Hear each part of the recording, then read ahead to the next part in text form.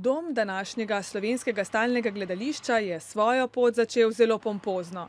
Slovenci so bili izredno ponosni na novo pridobitev in spektakle, ki so se vrstili ob otvoritvi.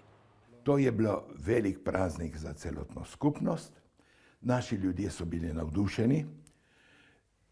Hodili so masovno v Trst. Takrat sem z velikim navdušenjem, kot vsi ostali, pričakala ta novi dom, ki ni bil samo za gledališče, ampak je bil recimo za slovensko ustvarjalnost in poustvarjalnost v Italiji.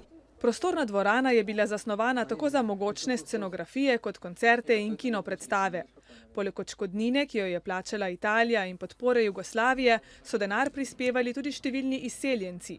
Edo Mihevc je tako za domače Tržačane zasnoval enega najpomembnejših svojih del.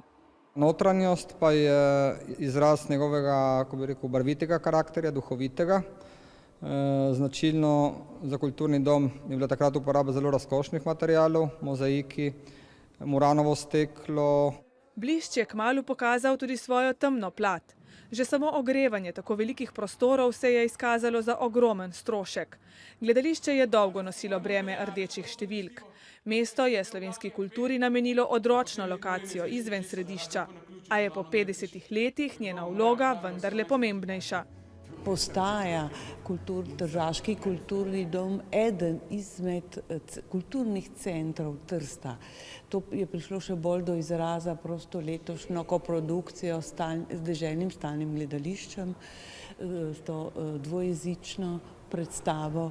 S prevodi, koprodukcijami in vse odločnejšim umeščanjem v srednjeevropski prostor se slovensko gledališče in njegov dom podajata novim 50 letom naproti.